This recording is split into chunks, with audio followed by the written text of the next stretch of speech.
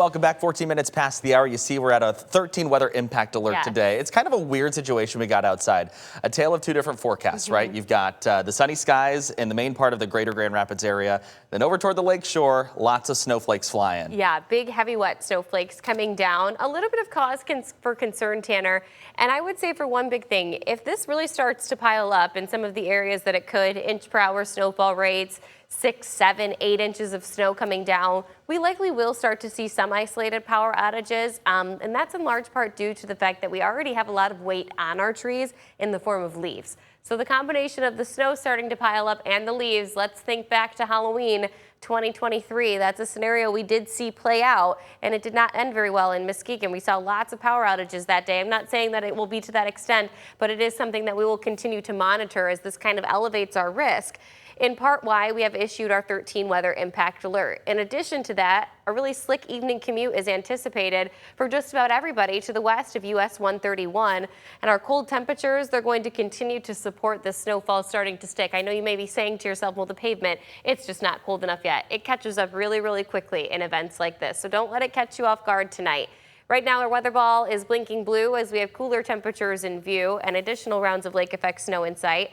That view is sponsored by LaFontaine Lincoln of Grand Rapids. Our strongest band right now is set up north of US 131, north of 96, I should say, and to the west of US 31 is where we're seeing the highest amounts right now. But look at how dark of shades of blue this is. This is heavy, intense lake effect snow coming down at this time, and we expect it to continue to be at this rate and at this cadence all the way through the afternoon hours, and then continuing to see an additional band set up for our southern areas along the Lakeshore's edge as well, which is why nobody is excluded from our winter alerts today. It's just the highest of impacts will likely be felt Mason, Oceana County, and I would argue northern Muskegon County as well, that we're also going to see some relatively high impacts there. Let's look at our snow forecast. So by the time we hit early tomorrow morning, 4 a.m., this is how much snow I expect to accumulate on the ground. Greater Grand Rapids region will be lucky to reach a ½ an inch, right? The closer that we get towards the Lakeshore's edge, the much higher these numbers become. We're talking 6 to 9 inches of snow for Ludington, Hart, Pentwater, continuing even down towards Whitehall and Montague. That's where I expect snowfall totals on the order of potentially up to 6 inches.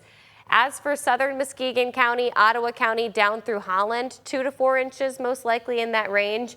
And then we start to pick up some slightly higher totals as we get closer to South Haven, reaching back towards that 6-7 inch mark in total.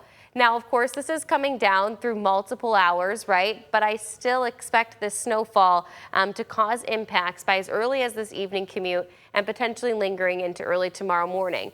But on a long scale, how long will these impacts last? Well, they are going to be relatively limited because our temperature profile warms up fairly quickly after today. We'll be in the upper 30s on Tuesday and then back into the mid to upper 40s Wednesday and into Thursday. By Friday and into the weekend, we're talking mid 50s. So our stories change in fairly quickly as we head throughout this week. But for now, we continue on underneath our winter alerts, winter weather advisory, as well as winter storm warning until early tomorrow morning.